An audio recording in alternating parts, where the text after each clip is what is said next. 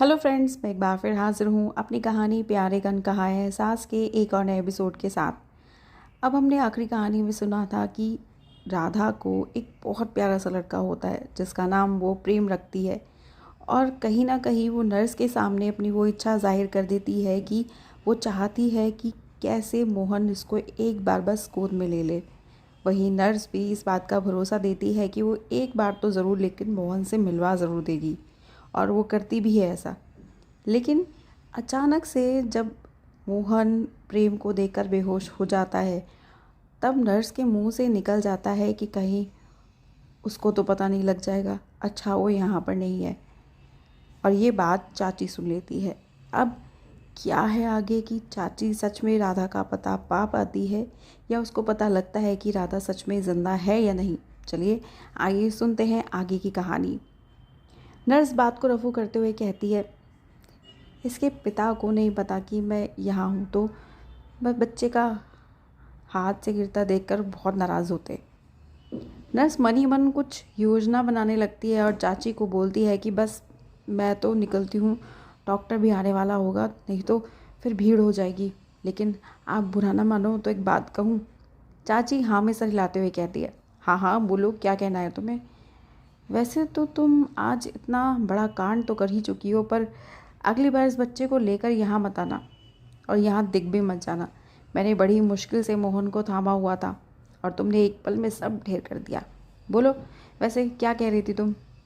Nurse समझाते हुए कहती है कि अगर मोहन जी की कमज़ोर नब्ज़ राधा है तो राधा उन्हें क्यों नहीं लाकर दे देती, मेरा मतलब राधा से मिलवा क्यों नहीं देती। चाची हामी भरते हुए बोलती है, बहुत आसान है ना उसको मिलाना, अब तो मार के ही मिल पाएगा।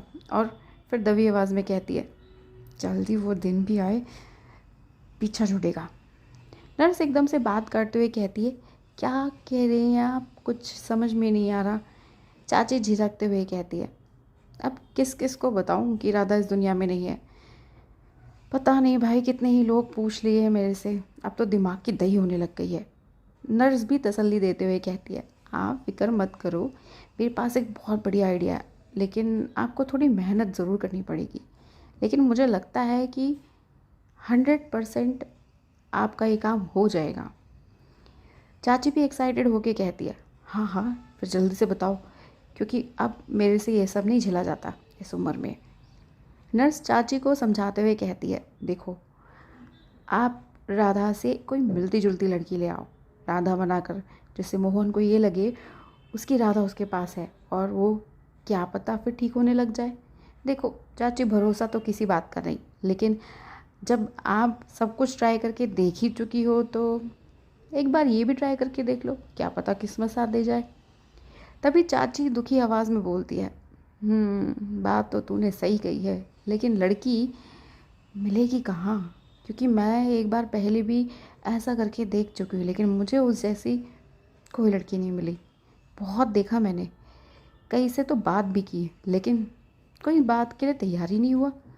अब तुम ही बताओ ये कैसे हो सकता है, क्या तुम ऐसी कोई लड़की ला सकती हो।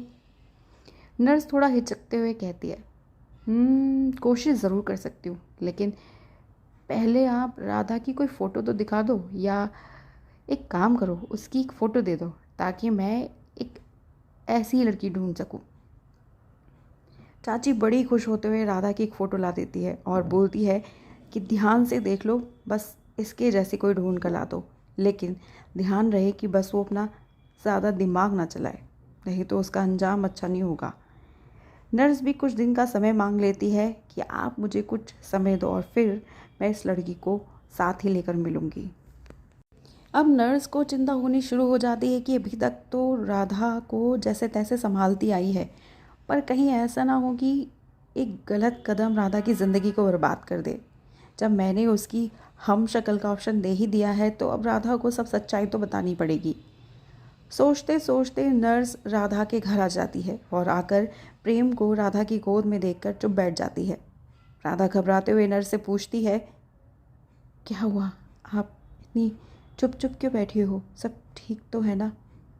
फिर एक और सवाल राधा कर बैठती है, मोहन तो ठीक है ना।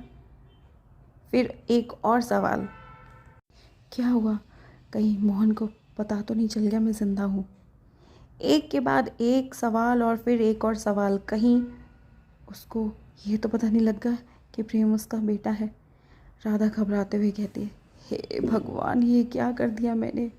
राधा सर पकड़कर बैठ जाती है और रोते हुए बोलती है, सब किए गराए पर पानी फिर गया। अब वो मुझे और मेरे बच्चे को मार डालेगी। कहीं मुझे और मेरे बच्चे से अलग तो नहीं कर देंगे। क्या होगा अब। तभी नर्स बीच में राधा को टोकते हुए बोलती है, रुको रुको राधा, इतना मत सोचो, मैंने तो अभी कुछ बताया ही नहीं कि क्या हुआ है। राधा घबराते हुए कहती है, फिर आप कुछ बोल क्यों नहीं रही, क्या हुआ। आपको पता है ना मेरे दिमाग में कितने बुरे बुरे ख्याल आ रहे थे, और मैं ये अब सब बर्दाश्त नहीं कर पाऊँगी। मैं थक गई हूँ इन सब से। बस अब अपने बच्चे के साथ अकेले ज़िंदगी बिताना चाहती हूँ।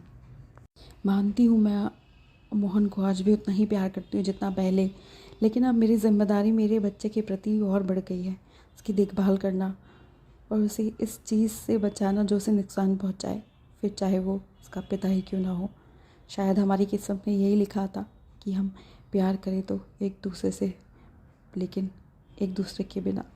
बस प्यार का ये अनकहा एहसास लिए कि हम एक दूसरे से कितना प्यार करते हैं। इन बातों के बीच में नर्स थोड़ा लंबी सांस लेते हुए बोलती है,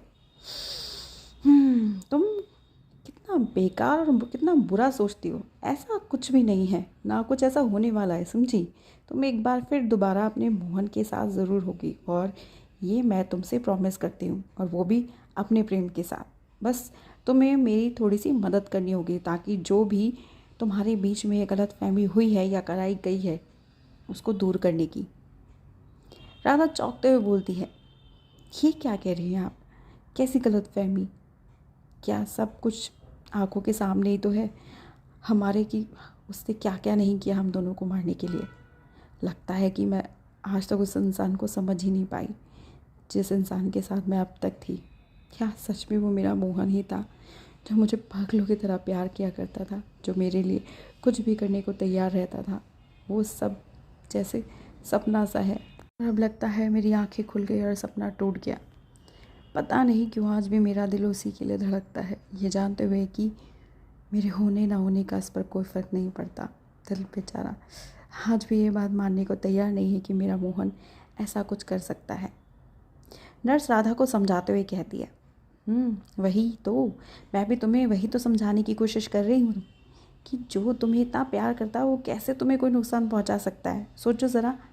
मुझे लगता है कि हो ना हो कुछ तो ऐसा ज़रूर है जो उसको मजबूर करता हो या ये सब करने को, लेकिन कौन ये जानना बाकी है।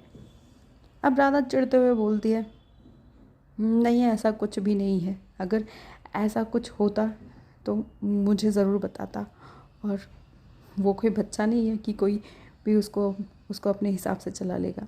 अच्छा खासा पढ़ा लिखा समझदार है, तो कैसे कोई कर सकता है। नर्स अपनी भौहें से कोड़ते हुए कहती है, ये बात तो तुम सही बोल रही हो, लेकिन राधा कुछ तो ऐसा ज़रूर है जो हो सकता है खुद मोहन को भी ना पता हो, और हम इसी कुछ का पता लगाना है। मैं नहीं चाहती कि तुम्हारा ये बच्चा उसके पिता होते हुए भी बिना पिता के रहे। उसे उसकी माँ बाप दोनों का प्यार मिलना चाहिए, और ये उसका अधिकार तुम उससे छीन नहीं सकती। अब राधा ज़ोर ज़ोर से रोने लग जाती है और नर्स के गले लग जाती है और बोलती है, आप ही बताओ मैं क्या करूं। मेरा दिल आज भी मानने को तैयार नहीं कि ऐसा कुछ कर सकता है वो, लेकिन दिमाग जो कुछ देख और सुन चुका है उसके बाद मुझे मेरे दिल की बात सुनने से रोक देता है। अब आप ही बताओ इस जंग में मैं किसकी जीत और किसकी हार हो। नर्स राधा को सहलाते हुए बोलती है कि मैं तुम्हारी तकलीफ़ समझ सकती हूँ, और मैं मोहन की भी हालत देख चुकी हूँ। तभी राधा अचानक से कंधे से सर हटाते हुए चौंक कर बोलती है, मोहन की हालत, मैं समझी नहीं, क्या हुआ उसको। अब क्या नर्स राधा को मोहन की सही हालत के बारे में बताएगी। क्या नर्स राधा को उसके ही रोल के लिए उसे मना पाएगी। सुनने के लिए जुड़े रहेगा हमारे साथ इस कहानी के अंत तक। अब सुनते हैं लेखक की कलम से प्यार।